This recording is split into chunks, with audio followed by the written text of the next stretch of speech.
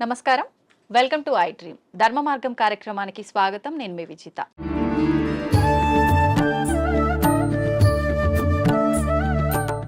సాధారణంగా మనిషి యొక్క ఆయుష్ అనేది 100 ఏళ్ళు 100 సంవత్సరాలు అని చెప్పి మనందరం కూడా వాడుక భాషలో మాట్లాడుకుంటూ ఉంటాము. కానీ కొద్ది మంది మాత్రమే 100 ఏళ్లకు పైబడిన వాళ్ళని మనం చూస్తూ ఉంటాము. 100 ఏళ్ళు కూడా లేకుండా 60లు, ఇప్పుడు ప్రస్తుతం మాత్రం 40లోనే వాళ్ళ జీవనాన్ని కొనసాగించలేకపోవటం అయితే ప్రస్తుత పరిస్థితుల్లో మనం చూస్తున్నాము. అసలు ఈ 100 ఏళ్ల ఆయుర్దాయం ఉండాలి అనంటే ఒకప్పటి కాలంలో వాళ్ళు ఎలాంటి ఆరోగ్యానికి సంబంధించిన జాగ్రత్తలు తీసుకునే వాళ్ళో మనకైతే చాలా వరకు అవగాహన లేదు. కానీ ప్రస్తుతం నాతో పాటు ఉన్నారు స్వామీజీ. వారు 109 సంవత్సరాలు వాళ్ళ జీవనాన్ని కొనసాగిస్తూ ఉన్నారు. చాలా ఆరోగ్యంగా కూడా ఉన్నారు. అసలు ఇది ఎలా సాధ్యపడింది అంటే వారు చేసే ధ్యాన సాధన వల్లే సాధ్యపడిందని అయితే చెప్పొచ్చు. ఇప్పుడు స్వామి వారితో మాట్లాడి ఆ డీటెయిల్స్ అన్ని కూడా మనం క్లియర్ గా తెలుసుకునే ప్రయత్నం అయితే చేద్దాం. నమస్కారం స్వామీజీ. హరి ఓం. ఇప్పుడు మీరు కూడా ఈ విద్యను నేర్చుకున్నారు కదా స్వామీజీ, మీకు ఎంత కాలం మాకు నేర్పించింది మా గురువు గారు కుండలిని విద్య. కుండలిని విద్య. ఓకే, అదే నేను చెప్పాను ఇప్పుడు ఇన్ని యోగాలు ఉన్నాయి, దాంట్లో మా లైన్ కుండలిని యోగ సాధన. మీరు మీ గురువు గారి దగ్గర నేర్చుకున్నారు, మళ్ళీ మీరు మీకు శిష్యులు వాళ్ళకి సాధన నేర్పించడం ఇలాంటివి చేస్తుంటారా స్వామీజీ? ఎందుకంటే మొట్టమొదట నేను గురువు అనిపించుకోవడం నాకు ఇష్టం లేదు. ఓకే, ఎందుకని? అందరూ గురువులే. పత్రిజీ అంటారు, you are masters, I'm also master, you are gods, I'm also god అంటారు. సో అందరిలో అదే ఉన్నప్పుడు నేను ఏదో నేర్పిస్తాను అనే అహంకారం కాదు. నాకైతే తపన ఉంది, నేను బాగున్నాను, నాలాగా మీరు ఉండండి. కానీ ఆ చేసే ప్రాసెస్ అందరూ అట్లా చేయలేరు. ఆ క్రియలు ఉంటాయి, క్రియల తర్వాత 3 బంధాలు అనేవి ఉంటాయి, పూరక కుంభక రేచకాలు అనేది ఉంటాయి. ఇవన్నీ చెప్తున్నప్పుడు బాగా వింటారు, ప్రాక్టికల్ అది ఉండదు. థియరాటికల్ గా నేను వాళ్ళకి పూర్తి అర్థమయ్యేటట్టు చెప్తా వాళ్ళ భాషలో. బట్ చెప్పిన తర్వాత ఆ రోజు చాలా బాగుంది అంటారు, నెక్స్ట్ డే దాన్ని చెయ్యరు. వీళ్ళందరూ ఎట్లున్నారంటే ఈ కాలంలో ఈ పొద్దు వినేలా రేపటికంతా నాకు వచ్చారు, వింటే రాదు కదా. Practical practical everything practical. Okay Swamiji, మీరు ఇన్ని సంవత్సరాలుగా రకరకాల మార్పులు సమాజంలో కానీ మనుషుల్లో కానీ చూస్తూ వచ్చారు కదా, ప్రత్యేకించి చెప్పాలి అనంటే ఎక్కువగా మార్పు చెందిన విషయాలు ఏంటి? స్వాతంత్రం రాకముందే చాలా బాగుండిందమ్మ దేశం. ఇంత క్రూరత అనేది అప్పట్లేదు. అప్పుడు వాళ్ళ పోలీసింగ్ చాలా తక్కువ అయినా బ్రిటిష్ వాళ్ళు పద్ధతిగా ఉన్నారు. కానీ వాళ్ళది వాళ్ళు ప్రచారం చేసుకునేకి మన గురుకుల వ్యవస్థను ధ్వంసం చేసి ఈ ఇంగ్లీష్ ఏబిసి కాన్వెంట్లు పెట్టారు. అవును. సో వాళ్ళ ప్లాన్ మన సంస్కృతిని ధ్వంసం చేస్తే మనం పోతాము. కానీ మన సనాతన ధర్మ సంస్కృతి అజరామరం, ఎవడు దాన్ని ఏమీ చేయలేదు. 1000 ఏళ్ళు ప్రయత్నం చేశాడు, ముస్లిమ్స్ కాలేదు. 400-500 చేసిన బ్రిటిష్ వాళ్ళ చేత కాలేదు. ఈ పొద్దుకు అది అజారామరంగా ఉంది. ఎందుకంటే మనది గురు శిష్య పరంపర, అది ఎక్కడా పోదు. ఇప్పటికి కేరళలోను కాశ్మీర్లోను ఉన్న బ్రాహ్మిన్స్, నంబుద్ధిడి బ్రాహ్మణ్స్ అని ఉంటారు. వాళ్ళ వేద పఠన విధానం, వాళ్ళు వేదాన్ని కాపాడుకుంటూ వస్తున్నారు. పుస్తక రూపంలో వీడు కాల్చేశాడు. మస్తకాన్ని ఎక్కడ కాలుస్తావు? మస్తకంలో పెట్టుకుని తరతరాలు అందిస్తున్నారు. కాబట్టి మన దేశం ఈ రోజుకు అలాగనే ఉంది, భవిష్యత్తులోనూ అలాగనే ఉంది. ఒకప్పటి రోజుల్లో చూస్తే ఆడవాళ్ళకి చాలా ప్రత్యేకత, గౌరవం ఉండేది.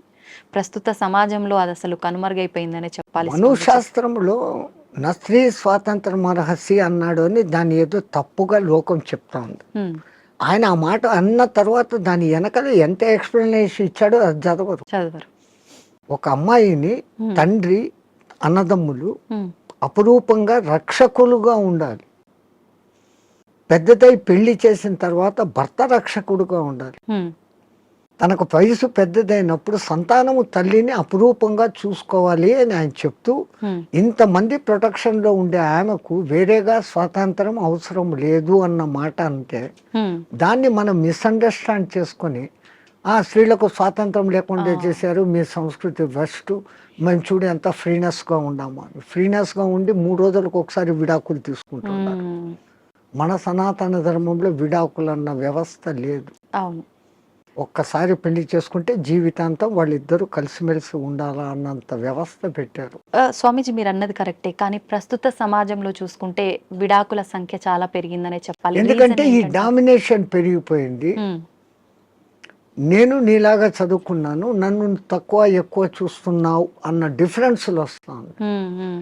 ఒక చిన్న కాంప్రమైజ్, ఆయన అట్లా అన్నాడు నేను ఇట్లా అన్నాను అంటే అది విడిపోతుంది. అవును.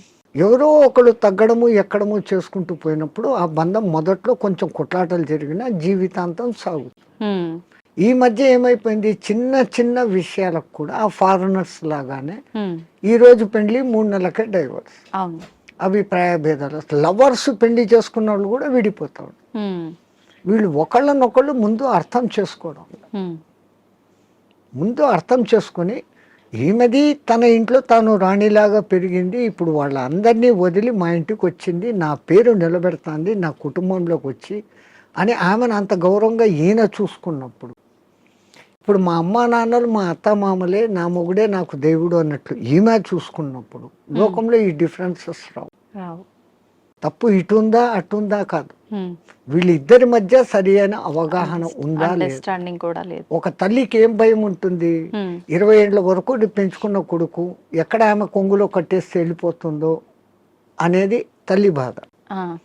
నేను మా వాళ్ళందరినీ ఇడిచిపెట్టి ఇక్కడికి వస్తే ఈమె పెత్తనం ఏంది, నా మొగుడుతో నాకు స్వేచ్ఛ లేదు అని ఈమె. కరెక్ట్ చెప్పారు స్వామీజీ. ఆ భావ ఈ విధంగా ఉన్నప్పుడు ఇట్లుంటుంది. హ్మ్. మా అమ్మని విడిచిపెట్టేస్తాను, వీళ్ళే ఈ అత్తమామలే నా అమ్మ నాన్న అనుకున్న మెంటాలిటీలోకి ఈమె వచ్చినప్పుడు గొలాట లేదు. హ్మ్. నా ఆడబిడ్డలు వేరే ఇంటికి ఇచ్చాను, ఆ పేరే ఆడబిడ్డ, అవును. ఈడబిడ్డ కాదు కాదు. ఆడబిడ్డ అంటాడు. హ్మ్. నా బిడ్డలు నాడిచ్చాను, హ్మ్. అట్లాగనే కదా నాకు వచ్చింది, ఈ కోడలు ఇప్పుడు నా కూతురు అనుకుని చూసుకుంటూ వీళ్ళు ఉన్నప్పుడు హ్మ్. ఎక్కడ కొట్లాట్లు, ఎక్కడ తేడాలు. కరెక్ట్. అట్లా ఉన్న కుటుంబాలు కూడా ఉన్నాయి, ఎన్నో నేను చూశాను. హ్మ్. హ్మ్. చాలా మంది ఇండ్లకు నేను భిక్ష పోయినప్పుడు హ్మ్. అమ్మ అమ్మ అని తిరుగుతుంటే ఆ అమ్మాయిని నేను వాళ్ళ కూతురు అనుకున్నాను, హ్మ్. వచ్చినోడు వాళ్ళ అల్లుడు అనుకుంది, చూస్తే వీళ్ళ కొడుకు ఆమె కోడలు, కోడలు. అంత అన్యోన్యంగా ఉన్నాం. హ్మ్. ఎంత హ్యాపీ ఫీల్ అవుతాం. అవును. అది ఎక్కడో ఒక్క కుటుంబంలో అత్తాకోడన్ల గలాటాలు, డామినేషన్లు. అవును. ప్రపంచమంతా అట్లా లేదు, మన భారతదేశం అట్లా లేదు. హ్మ్. ఎందుకంటే మనం పెంచిన పెంపుదల పిల్లల్లో ఆ ప్రవర్తన అట్లే ఉంది, మన సనాతన ధర్మం. అది చెప్పకపోవడంతో ఈ మధ్య ఈ డిఫరెన్స్. హ్మ్. ఓకే. సమిష్టి కుటుంబంలో ఉన్న పెరిగిన పిల్లలు అద్భుతంగా ఉంటారు. హ్మ్. ఎందుకంటే వాళ్ళకి అన్ని ఆప్యాయతలు, మామ అత్త ససు బహుశా అన్ని వరుసలు అక్కడ ఉంటాయి. అవును. పెళ్లికి ముందు నుంచే అత్త ఉంటాయి. అదే మేనమామ, మీరంతా మేనత్త. మేనత్త, అవును. మేనమామ, మామ అత్త, ఇవన్నీ వరుసలు ఉంటాయి. అవును. సో ఆ అఫెక్షన్లో పెరిగిన వాడు ఎప్పుడు లవ్ డిస్ట్రిబ్యూట్ చేయాలని చూస్తాడే తప్ప హ్మ్. ఈ ఇన్కన్వీనియన్స్ ఫీల్ కాడు, Okay. ఇన్సెక్యూరిటీ ఫీల్ కాడు. హ్మ్. ఇప్పుడు సమాజం ఎట్లా ఉంది, పెళ్ళి పొద్దు చేసుకుంటారు, వేరే కాపురం అంటారు. అవును. ఆ పుట్టిన పిల్లలను వీళ్ళిద్దరూ ఉద్యోగాలకు వెళ్ళిపోతారు, ఆయానో లేకుండా అంటే ఇంకెక్కడో పెంచుతాడు. అవును. వాడు అఫెక్షన్ లేకుండా పెరగటంతో మనిషిలో క్రూయాలిటీ పెరుగుతా. ఇప్పుడు జరిగే ఈ అరాచకాలన్నిటికీ కారణం ఇదే అంటారా నేను స్వామీజీ? అదే, వాడు ఇన్సెక్యూరిటీగా పెరిగాడు, అవును. అవును. దురలవాట్లకు ఈజీగా పడిపోతాడు, హ్మ్. డామినేషన్ వస్తుంది. అవును. ఇవన్నీ కారణం వానికి లవ్ అండ్ అఫెక్షన్ దొరకకపోవడం. ఓకే. అసలు తల్లి మామూలుగా ప్రేమగా పాలు ఇవ్వడం లేదు. కరెక్ట్. 6 నెలలు 1 సంవత్సరం ఆ తల్లి వెచ్చదనం అనుభవిస్తూ ఆ పాలు ఆ ముఖాన్ని చూస్తూ చేసిన వాడిలో ఉండే అఫెక్షన్, ఆ తల్లి నాన్న కన్నా అంట మాట్లాడిస్తూ ఉండే ఆ అఫెక్షన్ వాడి భవిష్యత్తులో ఇంకొన్ని హింసించాలా తిట్టాలనే భావన రాదు. రాదు. అన్నింటికీ మూల కారణం ముందు తల్లి. హ్మ్. ఆ బిడ్డను తల్లి అట్లా పెంచితే అన్నీ అట్లే ఉంటాయి. ఒక జిజియాబాయి హ్మ్. శివాజీని తయారు చేసింది ఎంత అద్భుతంగా, ఒక రామకృష్ణ పరమహంస, ఎవరికైనా వీళ్ళ వెనకాల ఒక తల్లి ఉంది. అవును. ఆ తల్లి డైవర్షన్ ఇంత అద్భుతంగా. హ్మ్. స్వామీజీ ఇందాక మీరు అన్నారు బ్రాహ్మీ ముహూర్తంలో ఎవరు పాటించట్లేరు పాటించాల్సినవి అని చెప్పి. నిజంగా మన సనాతన ధర్మమే చాలా గొప్పది. అందులో బ్రాహ్మీ ముహూర్తం గురించి చాలా గొప్పగా చెప్పారు మీలాంటి పెద్దవాళ్ళు కూడా. ఎందుకు అంత గొప్పతనం బ్రాహ్మీ ముహూర్తానికి? ఫస్ట్ లేచినాక మలమూత్ర విసర్జన చేసేయాలి. హ్మ్. 3:30, 4 o'clock, ఓకే. 15-20 minutes ఆ పని. హ్మ్. వీళ్ళాక శుభ్రంగా స్నానం చేయాలి. బాహ్యంగా మనం ఎంత శుద్ధం చేసుకున్నా 1 గ్రాము ఇక్కడ 1 గ్రాము ఇక్కడ 1 గ్రాము ఇక్కడ 10 గ్రాములు మైనస్ ఉంటుంది. ఓకే. బట్ బాహ్య శుద్ధి నేను స్నానం చేసినప్పుడు అంతర్శుద్ధి కూడా ఆటోమేటిక్ గా కలుగుతుంది. Okay. Now I am cure, I am pure అన్న భావన ఇక్కడ వచ్చినప్పుడు ఆ భావన ఇన్నర్ కు కూడా తగులుతుంది. అవును. ఆ బ్రహ్మముహూర్త టైంలో మీకు సౌండ్స్ ఎక్కడ ఉండవు, ప్రశాంతంగా ఉంటుంది. ఇంకా పక్షులు లేచి కిలకిలా రావాలకు కూడా చేయవు. ప్రకృతి అంతా ప్రశాంతమైన తపస్థితిలో ఉన్న స్థితిలో ఉంటుంది. ఆ వైబ్రేషన్స్ హిమాలయాలలో జపాలు తపాలు చేసుకుంటున్న వాళ్ళ వైబ్రేషన్స్ అంతా ఆ గాలిలో కలిసి ఉంటాయి. ఓకే. దాంతో మనం కూడా కూర్చొని ప్యూరిఫై అయ్యి ఏదో ఒక సాధన గురువు చెప్పింది ఇదంతా ఏది లేదు. పత్రి చెప్పినట్లు శ్వాస మీద ధ్యాస, సంథింగ్ ఏది ఆలోచన లేకుండా కూర్చుంటే ఒక మనిషి ఒక దినంలో ఇప్పుడున్న పరిస్థితుల్లో ఇది అది అంటూ 60,000 ఆలోచనలు చేస్తాడు. సముద్రంలో అలలన్నా ఏ పొద్దున్నా అలసిపోయి గమ్మనైతాయేమో కానీ ఈ మనోతరంగాలు అలవడం లేదు. One after one. ఈవెన్ మీరు నిద్రపోయినా నిద్రలో 5 గంటల సేపు మనసే పనిచేసి కలలు చూపిస్తుంది. ఆ 1 గంట సౌండ్ స్లీప్. అది మన నిజమైన తత్వం. అక్కడ మనం ఆత్మతత్వంలో ఉన్నాం. బట్ ఆత్మతత్వంలో ఉన్న మన సంగతి మనకు అప్పుడు తెలీదు. లేచిన తర్వాత I had a sound sleep అంటాను. సో ఈ సాధన ఉపాసనలు మన పెద్దవాళ్ళు నువ్వు మేలుకొని సుషుప్తి స్థితిలోకి పో అనేదానికి ఈ సాధనలు వ్యవహారాలు. ఓకే. అయితే ఇప్పుడు సాధనలు ఇవన్నీ చేయలేని వాళ్ళు, నార్మల్ వాళ్ళు ఇప్పుడు బ్రహ్మీ ముహూర్తంలో ఇలాంటి పనులు చేయాలి, అలాంటి పనులు చేయాలి, అసలు కరెక్ట్ బ్రాహ్మీ ముహూర్తం అంటే ఏ సమయం నుంచి ఏ సమయం వరకు? అదే చెప్పాను కదా, 3 to 3:45 దేవతల టైం. ఓకే. 3:45 to 4:45 ఋషుల టైం. 4:45 to 5:45 మానవుల టైం. ఓకే. ఆఫ్టర్ దట్ రాక్షసుల టైం అని అంట. ఇప్పుడు ప్రతి ఒక్కరూ రాక్షసుల టైంలోనే అన్ని స్నానాలు. సూర్యోదయం అప్పుడు ఆ అరుణ కిరణాలు అని వస్తాయి కదా, దాంట్లో ఎన్నో రకాల మనకు ఆరోగ్యాన్ని ఉత్తేజాన్ని కలిగించే వేవ్స్ ఉంటాయి. అల్ట్రావైలెట్, ఇన్ఫ్రారెడ్, ఎలక్ట్రోమాగ్నెటిక్, దానికి ఏమో ఇప్పుడు ఈ పేర్లన్నీ పెట్టారు. అప్పుడు సూర్యుని 7 వర్ణాలకు కలుపుకొని దాంట్లో తెలుపులో 7 వర్ణాలు ఉన్నాయని మన వాళ్ళు గుర్తించి చేస్తాడు ఆ సాధన, వర్ణ సాధన. ఇప్పుడు అదే కలర్ థెరపీ అని మళ్ళీ బయటకు వచ్చింది. రంగు బాటళ్లలో నీళ్లు పెట్టి సూర్యుడి దగ్గర పెట్టి బయట ఎండలో 7 రోజులు అట్లా పెట్టిన నీళ్లు తాగితే ఆ కలర్ కు సంబంధించిన జబ్బు ఉన్న వాళ్ళకి క్యూర్ అవుతారు. ఒక్క సూర్యుడు ఆరోగ్య ప్రదాత అని మన వాళ్ళు చెప్పారు. దాంట్లో నుంచే ఇన్ని వస్తున్నాయి. ఇప్పుడు మన భూమి మీద పెరుగుతున్న మూలికలు అన్నీ పెరుగుతున్నాయంటే సూర్యుడు ఆధారం. నైట్ పూట తన సూర్యకిరణాలనే చంద్రుని మీదకి పంపించి అక్కడి నుంచి రిఫ్లెక్ట్ అయ్యి అది ఔషధులకు శక్తిని ఇస్తున్నాడు సర్కిట్. ఓకే. సో అందుకే మన పూర్వీకులు గుర్తించి ఆరోగ్యం భాస్కరాది చేత అన్నారు. ఆరోగ్యం సూర్యుని చేతిలో ఉంది. ఓకే. స్వామిజీ, ప్రాణాయామం ఇది చేసే వాళ్ళు ఎక్కువ కాలం జీవించే అవకాశం ఉంటుందంటారు కదా? 100%. పూర్వీకులు చెప్పిన లెక్క 21,600 రెస్పిరేషన్స్, 21,600 హంస జపం సాధారణంగా ఎవడో చేసేస్తాను ఇన్వాలంటరీ. అప్పుడు ఆ ఊపిరితిత్తులు ఇంతే పని చేస్తుంది. ఇట్లా తీసుకుంటున్నాం, ఇట్లా వదిలేస్తున్నాం. పరమాత్ముడు మనకు ఊపిరితిత్తులు ఇంత పని చేసేకి ఇచ్చాడు. దాంట్లో 10th కాదు కదా, 1% కూడా మనం చేయడం లేదు. తీసుకుంటున్నాం, వదులుతున్నాం. తీసుకున్న గాలిని యూటిలైజ్ చేసుకోవడం లేదు, ఉపయోగించుకోవడం.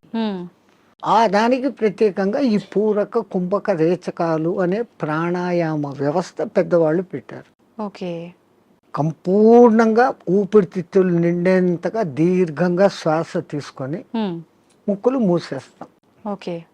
ఆ తర్వాత బలవంతంగా ఆ గాలిని మింగుతున్న ఫీలింగ్ చేసి కడుపులో కూడా గాలి పోతోంది అని చెప్పి మళ్ళీ ఒకసారి ముక్కులు ఓపెన్ చేసి ఇంకొంచెం తీసుకుంటాం.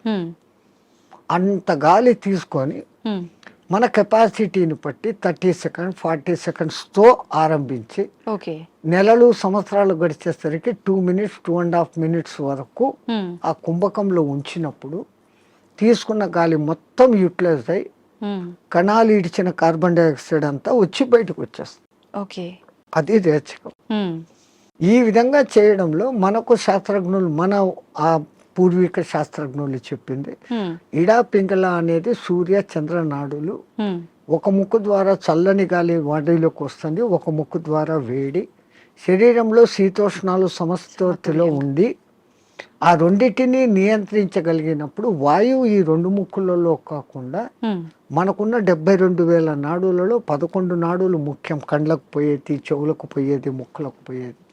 ఇవన్నీ కాకుండా ఈ 11 మళ్ళీ సుషుమ్న అనేది మూలాధార చక్రం నుంచి సహస్రారం వరకు కనెక్టివిటీ కలిగిన ఒకే ఒక్క నరం. మిగతాటి కొన్ని చోట్ల వచ్చి కట్ అయిపోతాయి, ఎన్ని చోట్ల వచ్చి కట్ అయిపోతాయి. ఇది అఖండంగా మూలాధారం నుంచి అక్కడ దాకా వస్తుంది. దాని లోపలికి గాలి ప్రవేశం చేసినప్పుడు అక్కడ జరిగే సంచలనం మనిషికి దీర్ఘాయుష్. అసలు ఈ ప్రాణాయామం చేస్తేనే దీర్ఘాయుష్. కారణం మామూలు మనిషి ఒక నిమిషంలో 15 రెస్పిరేషన్లు తీసుకుంటే నేను నిమిషం సేపు గాలిని బంధించగలిగినాను అంటే నాకు 15 రెస్పిరేషన్లు సేవ్డ్ కదా. It is in my bank account. ఒక్క ప్రాణాయామంలో నేను 15 ఊపిర్లు మిగిలిపెట్టుకుంటే 1 గంట సేపు చేస్తే అంటే 60 నిమిషాలు ఇంటూ 15 900 వాయువులు. ఒక 10-11 దినాలు చేస్తే 9,000, 21,000 వచ్చేదానికి ఒక 10 రోజులు 1 నిమిషం చేస్తే 10 దినాల తర్వాత నాకు 1 దినం ఆయుష్ పెరిగింది. It is in my hands. So అదే నేను 2 నిమిషాలు చేస్తే 5 రోజుల్లోనే నాకు 1 రోజు ఆయువు పెరిగింది. అది కారణం. ప్రాణాయామంలో అది రహస్యం.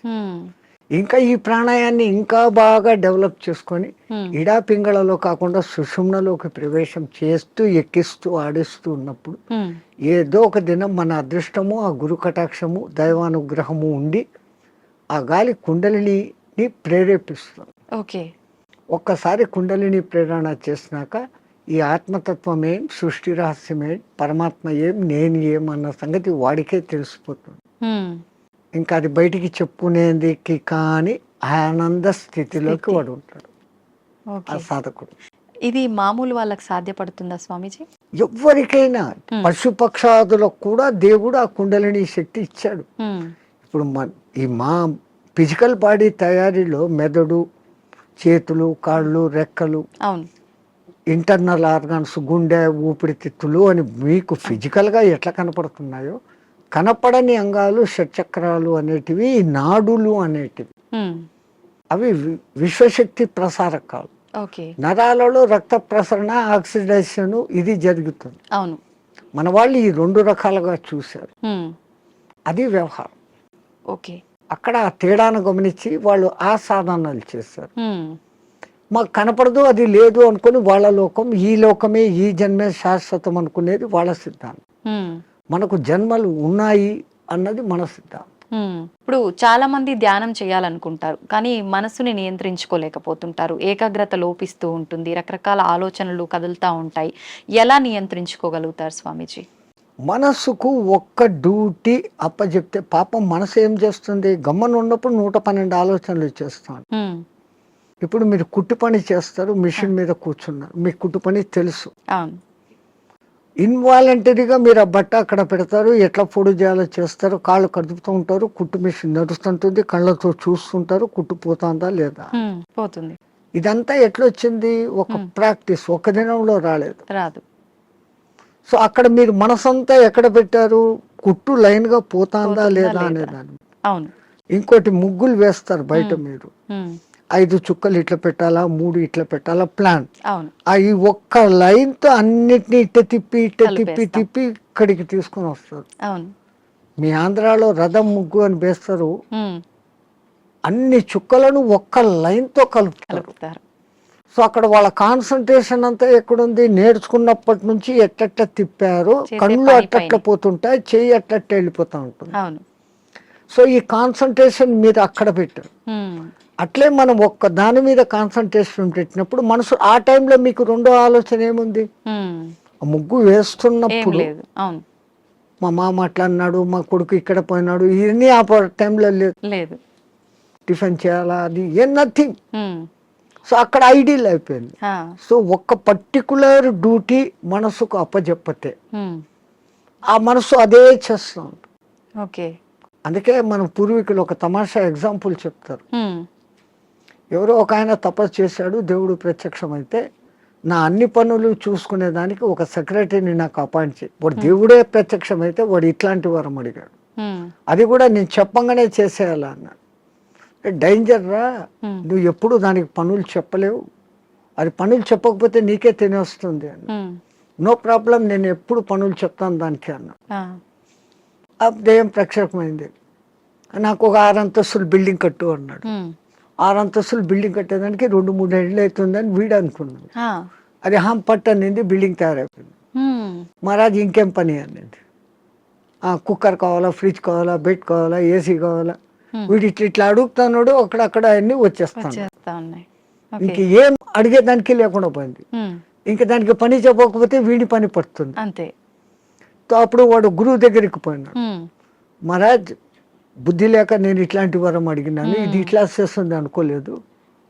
What am I to do, క్యా కర్నా మై? ఆ, అరే ఉస్ బూత్ కో ఇతర లేకే ఆ దేయాన్ని ఎక్కడికి తా అన్నాడు. ఆ, అది వచ్చింది.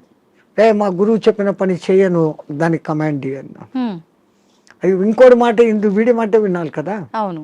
వీడు చెప్పినాడు, మా గురువు చెప్పినట్టు చేయన్నాడు. ఉమ్, ఓకే మహారాజ్, గురు మహారాజ్ ఏం చేయమంటారు అని. ఆ, అక్కడ ఒక తాటి చెట్టు ఉండేది, దాన్ని ఎక్కువ దిగు అన్నాడు. అది ఈ రోజుకు ఎక్కి దిగుతానే ఉంది. ఆ, సో టెక్నిక్ అవును. అట్లా ఇదే దృష్టి, మనం ధ్యాస, నేను చెట్టు ఎక్కుతున్నాను, ఈ చెట్టులోకి శ్వాస ఎక్కి దిగుతా ఉంది.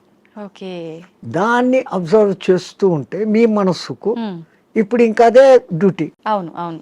దానికి రెండో డ్యూటీ లేదు, ఆ దేయానికి రెండో డ్యూటీ, మనసుకు రెండో డ్యూటీ లేదు. లేదు. ఈ ఎక్కి దిగడం గమనించడం, ఉమ్, అదే ప్రాణాయామ ప్రక్రియలో కూడా. ఓకే. దాన్ని మంత్రంతో జోడించి చేస్తే ఇంకా శక్తివంతం. ఓకే. మన బాడీలోని కణకణము మంత్రబద్ధమైతూ ఒకానొక దినానికి ఈ మాంసపిండం మంత్రపిండం కాగలుగుతుంది.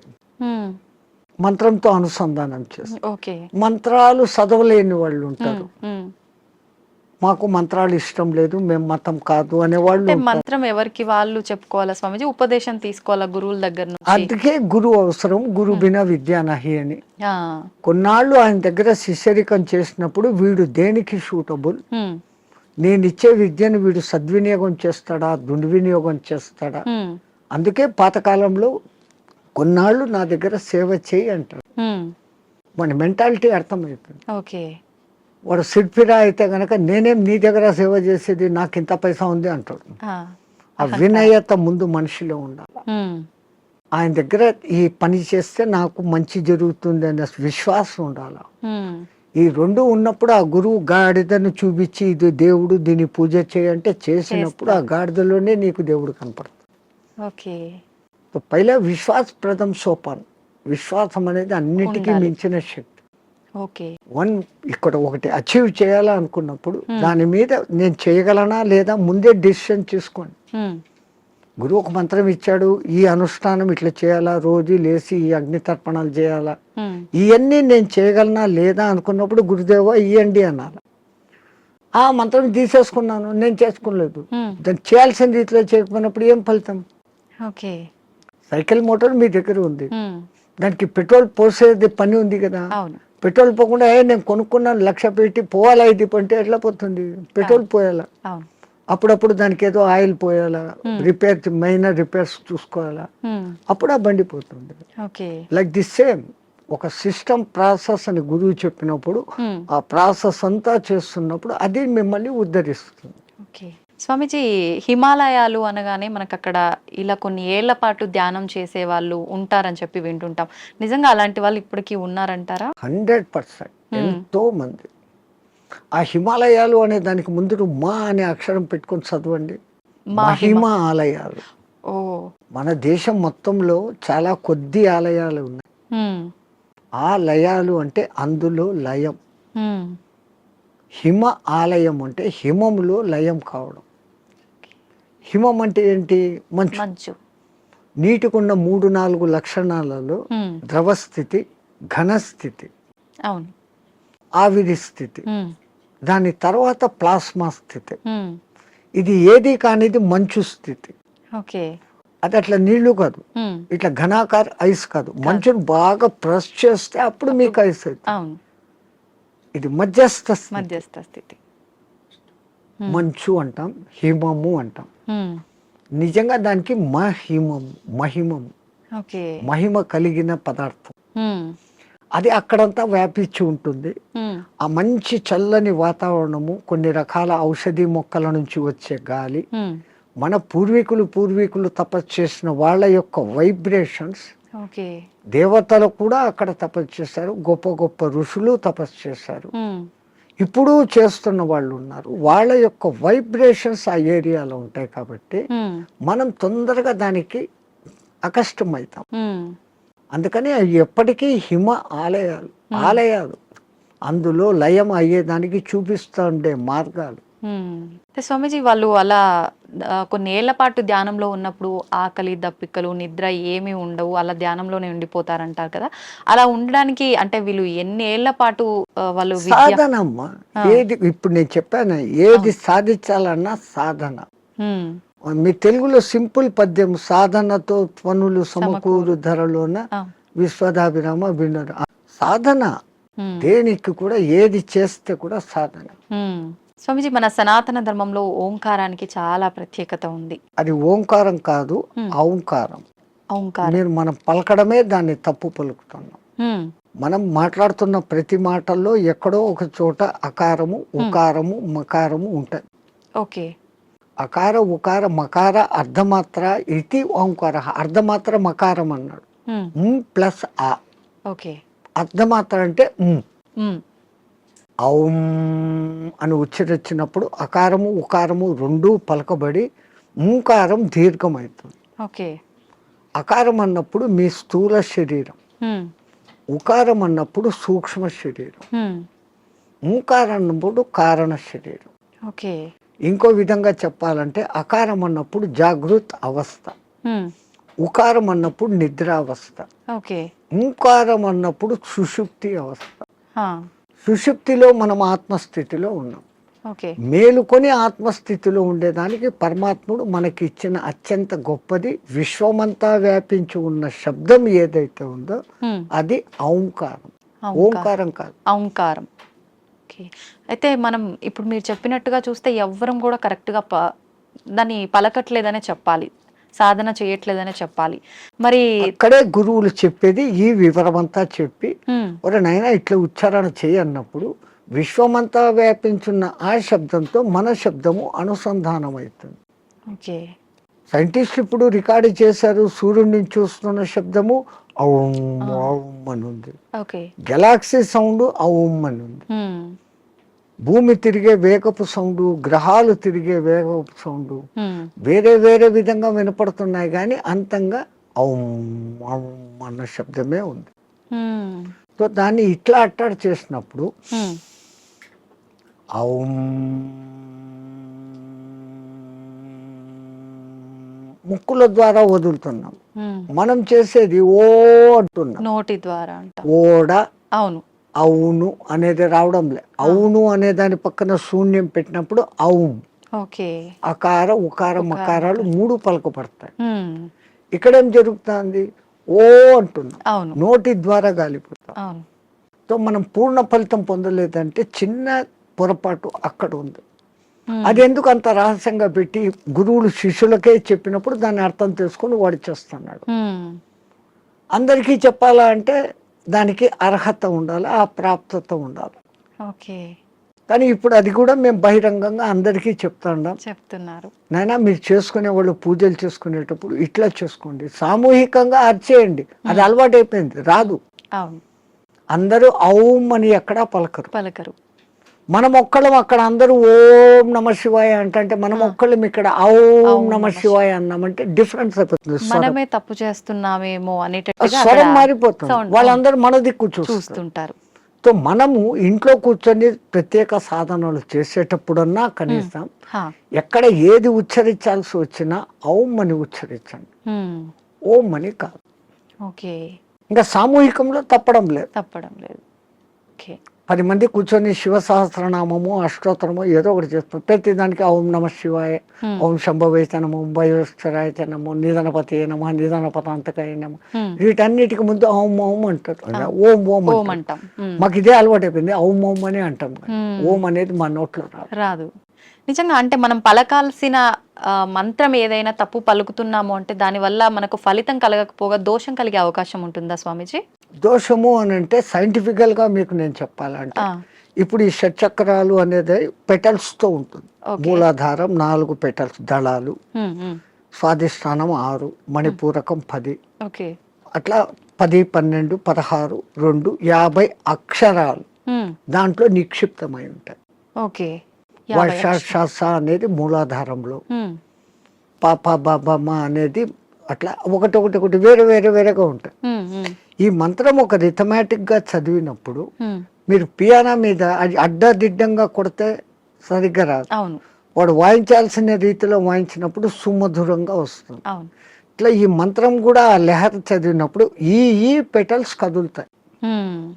ఆ పెటల్స్ కదిలినప్పుడు ఆ చక్రం కంట్రోల్ చేస్తున్న మీ ఇన్నర్ ఆర్గాన్స్. మూలాధారము పెద్ద పేగును కంట్రోల్ చేస్తుంది. స్వాధిష్టానము చిన్న పేగులను, యూరినరీ బ్లాడర్ను, రీప్రొడక్టివిటీ ఆర్గాన్ను చేస్తుంది.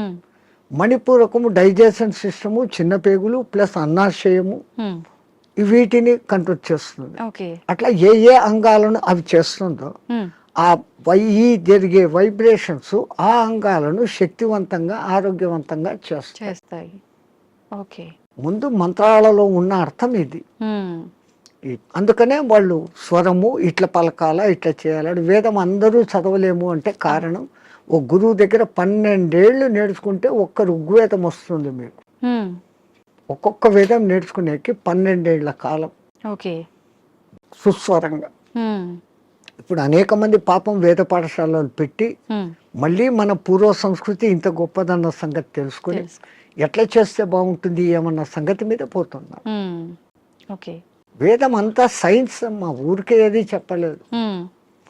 సంధ్యావందనం చేసే దగ్గర నుంచి సైన్స్.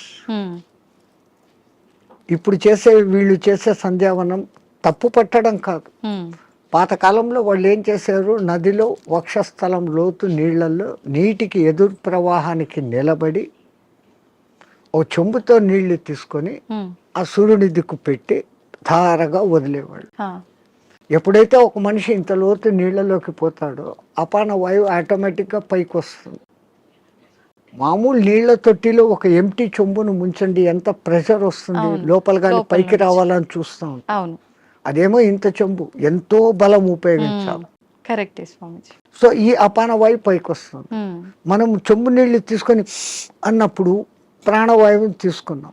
ప్రాణ అపాన సమాయక్తం పచాన్యన్నం చతుర్విధం అని భగవద్గీతలో చెప్పిన ఆ ప్రాణ అపాయాల సమ్మిళనం జరిగి శరీరంలోని స్థూల సూక్ష్మ కారణ శరీరాలకు ఆ శక్తి పోతుంది.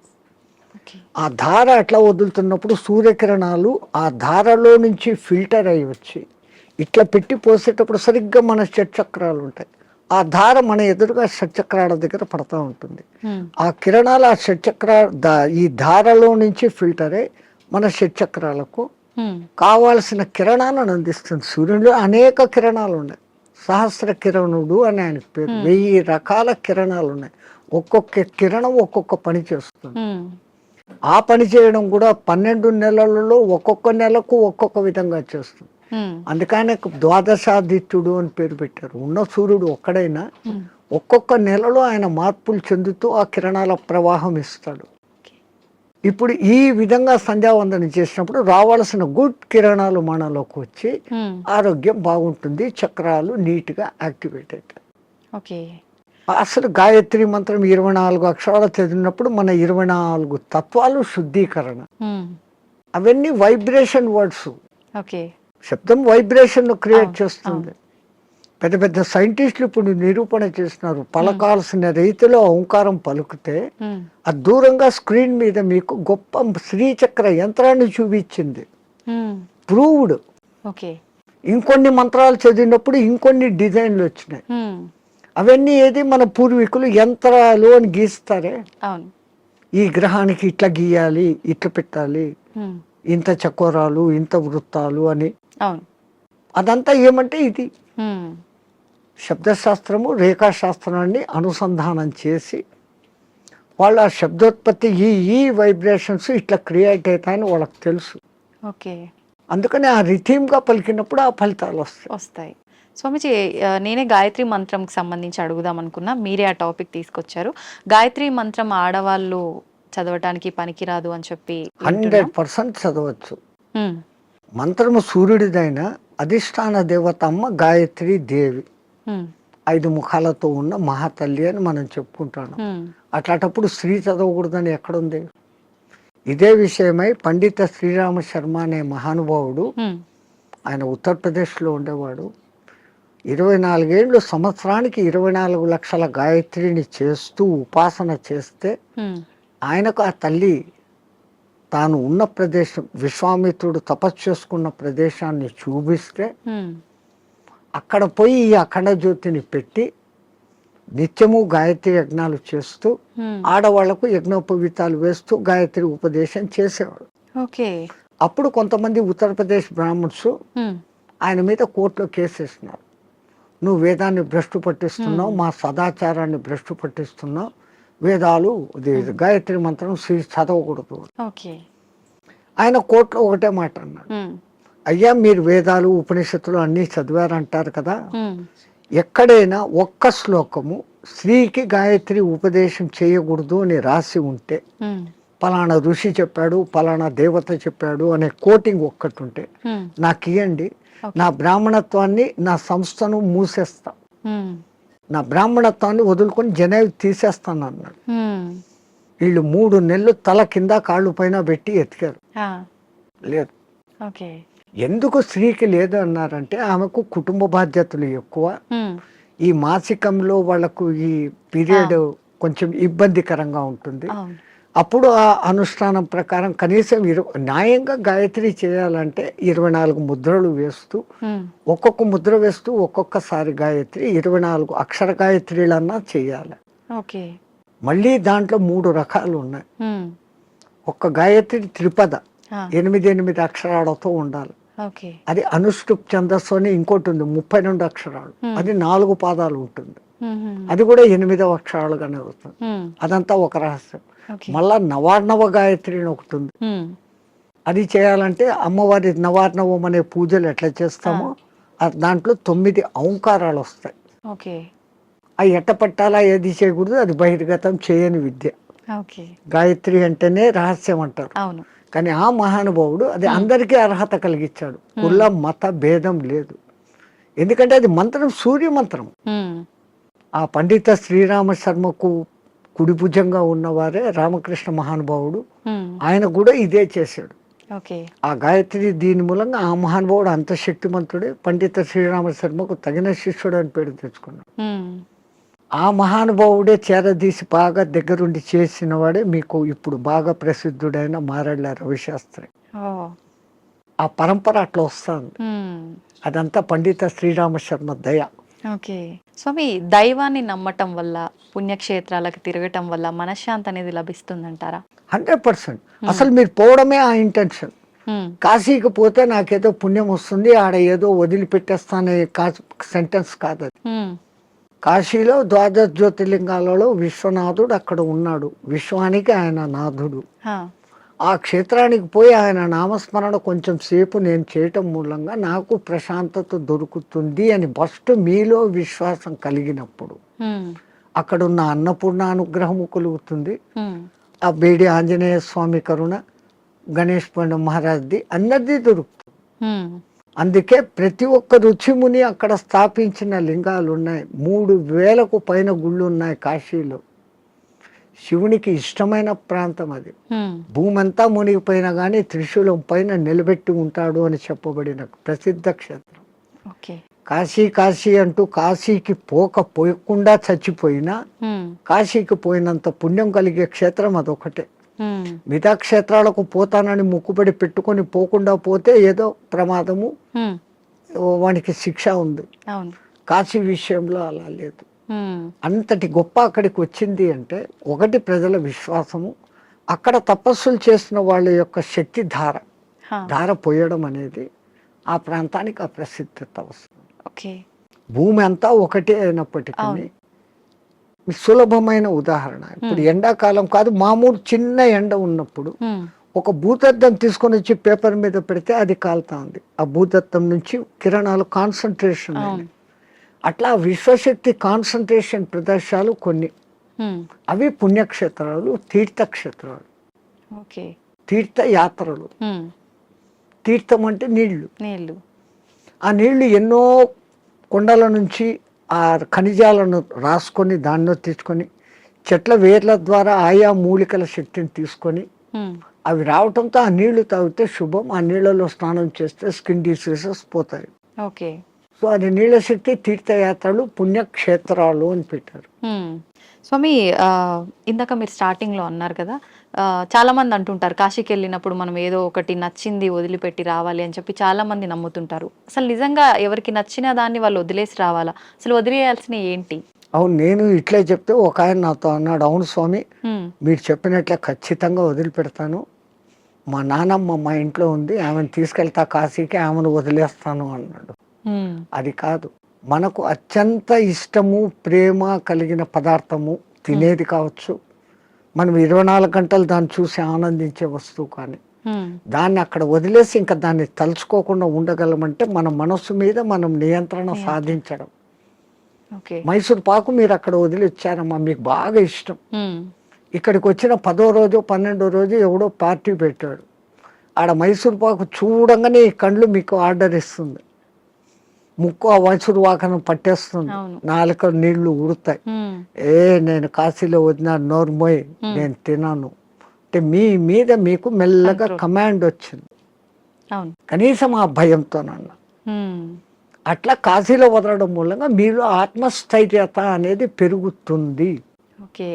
అది బ్యాక్ రీజన్. కానీ ఏదో ఒక రీజన్, చాలా మంది రకరకాలుగా అనుకున్నా కూడా దాన్ని అయితే నమ్ముతూ వస్తున్నారు ఇప్పటికీ. వెనకల కారణం ఇది అని మీకు తెలుసుకోవడం. అవును, అక్కడ మీకు ఆత్మస్థిరత, ధైర్యము అనేది పెరుగుతుంది, self confidence. I can able to do this without that. అది లేకుండా నేను ఉండలేను అన్న వాళ్ళు, అది లేకుండా ఎదురుగా కనపడుతూ కూడా అది లేకుండా ఉండగలిగిన స్థితి అంటే మీలో ఎంతటి స్టెబిలిటీ వచ్చినట్లు. అది ఆత్మస్థైర్యం. మన పూర్వీకులు ఏది చేసినా అంత ఆలోచనతో. నీలో ఆత్మశక్తి పెరగాలంటే నీకు అత్యంతగా ఇష్టమైంది అక్కడ వదలాలి. ఎందుకంటే ఆ కాలంలో కాశీయాత్ర జీవితంలో ఒక్కసారి. అవును, ఆ 1000 కిలోమీటర్లు నడిచిపోయి మళ్ళీ వెనక్కి వస్తాడు. కాటికి పోయినవాడు కాశీ, అదేమో సామెత ఉంది మీ దాంట్లో, కాశీకి పోయినవాడు కాటికి పోయినవాడు ఒకటి అని. అవును, మళ్ళీ తిరిగి రారు అని చెప్పి.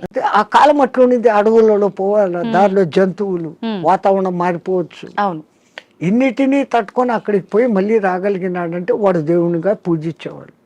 రెండవది, వాడు వచ్చేటప్పటికి అక్కడ కాశీలో నేను పలానా వదిలేసి వచ్చాను మోనుకున్నాను అన్నప్పుడు వాళ్ళలో ఇక్కడ ఆత్మశక్తి పెరిగి వాడు ఇక్కడ ఎవరికి ఏ మంచి మాట చెప్పినా అది జరిగిపోతుంది, వాక్ శుద్ధి వస్తుంది. So when you develop your confidence you can able to do anything. So to develop your confidence అక్కడ పోయినాక ఒకటి వదిలిన వాళ్ళు బెనిఫిట్ పొందుతారు. స్వామి, చాలా మంది అంటుంటారు, అంటే ఇప్పుడు ఇందాక మీరు చెప్పినట్టుగా వెళ్ళిన వాళ్ళు తిరిగి రారేమో అన్న ఒక ఉద్దేశంతోటో మరేంటో తెలియదు, కానీ చాలా మంది నమ్మకం ఏంటంటే పిల్లలు ఉండి వాళ్ళ పెళ్ళిళ్ళు అన్నీ అయిపోయిన వాళ్ళు మాత్రమే కాశీకి వెళ్ళాలి, దర్శించుకోవాలి, అవన్నీ అవ్వని వాళ్ళు కాశీలోకి పోయి సస్తే మోక్షం అనుకుంటే కాదు.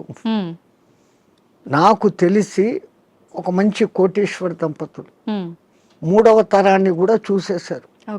ఆ 3వ తరం కూడా 18 yearsకి వచ్చింది మనవాళ్ళు.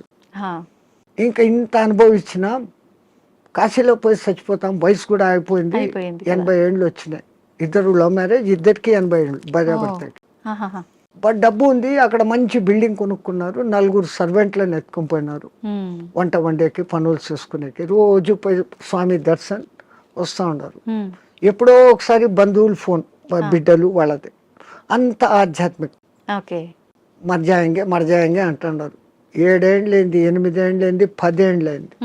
ఇక్కడ ఈ 18 ఏళ్ళ బిడ్డలు 28 ఏళ్ళ వయసుకు వచ్చినారు మనమళ్ళు.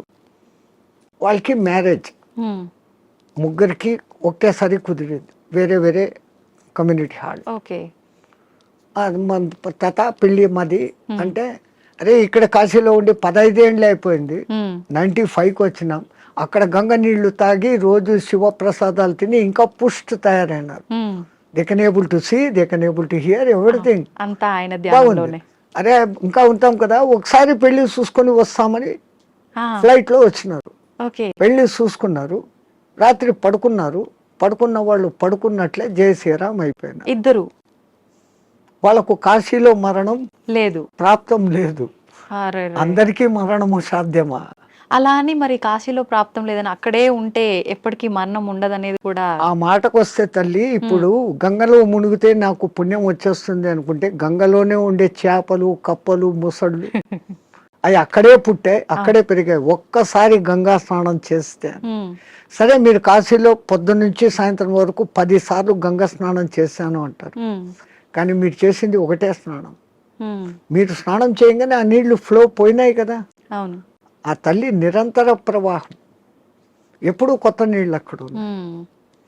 స్నానం చేస్తే నాకు పవిత్రత వచ్చేసింది గంగలో చేస్తేనే కాదు. గంగలో స్నానం చేసే ముందు నా ఇంతకు ముందు నా గత జన్మ బుద్ధులు, గత జన్మ కాదు, నా గత జీవితం బుద్ధులు, లక్షణాలు మార్చుకుంటాను. నేను ఇంక మీద అట్లా ఉండను. అక్కడ మిమ్మల్ని మీరు జస్టిఫై చేసుకొని, తల్లి నాకు ఆ బుద్ధి ప్రసాదించు అని మునిగి లేచి, ఆ మాట ప్రకారం మీరు ఇక్కడ ఉన్నారంటే మీకు మోక్షము ముక్తి.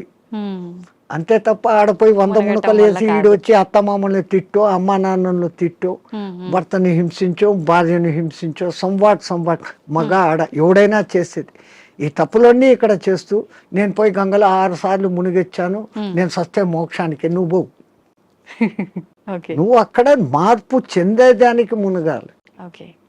అందుకే పాతకాలంలో అక్కడ మునిగేటప్పుడు పంతుళ్ళు మీ చేత 10 మంత్రాలు చెప్పిస్తారు. దశ హరాయే గంగాయే స్వాహ. మనం శారీరకంగా, మానసికంగా, వాక్కు రూపంలో 10 రకాల తప్పులు చేస్తాం. ఈ 10 తప్పులను క్షమించు, ఈ తప్పులు నేను మళ్ళీ చెయ్యను, అది ఉండాలి. కరెక్టే స్వామిజీ. ఆ దేవుడా నేను చేశాను, నన్ను క్షమించు, మళ్ళా పోయి అదే చేస్తాను, నో యూస్ కదా. Do not repeat. మళ్ళీ చెయ్యను కూడా ఉండగలిగితే అప్పుడు ఆ కాశీలో స్నానం చేసిన పుణ్యం. కాశీనే కాదు, ఏ నీళ్ళలో, నర్మదా, కావేరి, గోదావరి, కృష్ణ, కిట్నే. అవును స్వామి, కాశీలో మరణించిన వారికి చెవు ఇలా పైకి వచ్చినట్టుగా ఉంటుందని చెప్పి అంటుంటారు కదా, సైంటిఫికల్ గా కూడా ప్రూఫ్ అయ్యింది. ఎందుకని అట్లా? అక్కడ ఉన్న ఆ వాతావరణము, ఎంత శవాలను అక్కడ కాలుస్తూ ఉన్నా, ఈ మధ్య కొంచెం అక్కడ మాంసాహార దుకాణాలు పెట్టినా, ఆ ప్రత్యేకమైన కాశీ ఏరియాలో ఒక వాయు వైబ్రేషన్స్ వేరే, ఆ నిరంతర భగవన్నామ ఉచ్చారణ వైబ్రేషన్స్ ఆ గాలిలో కలిసి, అక్కడ చనిపోయిన మనిషికి ఈ కుడి చెవు కింది భాగం దగ్గర ఒక నరువు ఉంటుంది. ఆ నరువు ఉబ్బుతుంది, బాడీ అంతా ఉబ్బుతుంది, ఫస్ట్ ఆ నరువు అక్కడ ఉబ్బుతుంది ప్రత్యేకంగా అక్కడ. మిగతా ప్రాంతాలలో అది జరగదు. పాపం సైంటిస్టులు ఎంతో ప్రయత్నం చేస్తూ ఉన్నారు, ఎందుకు అట్లా జరుగుతుంది అది ఇంకా రుజువు కాలే. బట్ 99% గుర్తించారు. ఏ ఊరు చచ్చినా కొంచెం రెడ్డిష్ కలర్ వస్తుంది, కారణం అక్కడ నరము జర ఊబుతుంది. అయితే చాలా మంది దానికి రీజన్ ఇది అయ్యి ఉంటుంది, శివుడు అక్కడ చనిపోయిన వాళ్ళకి చెవులో ఏదో చెప్తాడు అది చూసి మన పూర్వీకులు అక్కడ వచ్చి రామతారకం చెవులో చెప్తాడు, ఆయన గట్టిగా చెవులు ఆగబట్టి అది అక్కడ ఎర్రగైంది అంటాడు. ఆయనకు అదే పని, ఆ సచ్చినోడికి అందరి దగ్గర పోయి చెవులు పీకి చెప్తానే కూర్చుంటాడా? అంతే కదా, మనకు ఆ విశ్వాస్. కాశీలో నేను చనిపోతే శివుడు నన్ను స్పృశిస్తున్నాడు, నేను ఈ బాడీ వదిలిపెట్టినాక నన్ను ఎవడు స్పృశిస్తా నాకేం తెలుస్తుంది. దీని పేరు అప్పుడు సదానంద అన్నారు, శవం అంటారు, పేరు పోయింది. పుట్టినప్పుడు తల్లిదండ్రులు పెట్టిన పేరు ఈ బాడీతో పాటు బాడీ లోపల ఉండేది బయటికి పోయినాక దీన్ని బాడీ అంటారే కానీ పేరుతో పిలవరు. ఆ గంటకో 2 గంటలకో శివుడు వచ్చి చెవులో చెప్తాడు అంటే అది నమ్మకూడదు అంటే నమ్మకూడదు. నేను విమర్శగా చెప్తే ఇది. కానీ మనమంతా ఆధ్యాత్మిక లోకంలో ఉన్నాం, ఆ విశ్వాసం తరతరాలుగా జరుగుతుందంటే ఎవడికో అది చెవుతో చెప్పాడు, ఇంకోడు చూశాడు. ఓకే. ఏ మాట బయటికి ఊరికే రాదు కదా. అవును. అది సత్యమైనప్పుడు నేను సస్తే అక్కడ శివుడు నన్ను చూస్తాడనే ఈ భావనతో పోవడమే ఎంత గొప్ప. ఆయన వచ్చి పీక్తాడో లేదో తెలియదు, కానీ పీక్తాడు అనేది మన సంపూర్ణ విశ్వాసం. అట్లాగనే కొన్ని క్షేత్రాలలో మరణం ముఖ్యం. ఈ భూమి అంతా అదే క్షేత్రమే కదా. ఇంట్లో సస్తే కూడా అదే చావే. కానీ వీడి ఇంట్లో ఎంతసేపు సత్యం ముందర కూడా నేను నా వాళ్ళు అది పోయింది ఇది పోయింది నేను ఇంకా అది చేయలేదు అంటా సస్తాడే తప్ప నేను కాశీలో ఉన్నాను, భగవత్ సంకల్పం భగవద్ దర్శనం అవుతుందన్న భావనలో ఉండడు. అందుకే కనీసం సత్యం ముందరన్నా నామస్మరణ చేయండి. సంతోషం స్వామి, చాలా మంచి విషయాలు మీ ద్వారా తెలుసుకున్నాను. నాకు చాలా సంతోషంగా ఉంది మిమ్మల్ని కలిసినందుకు. మంగళమతి. ధన్యవాదాలు స్వామి. జై శ్రీరామచంద్రజీ.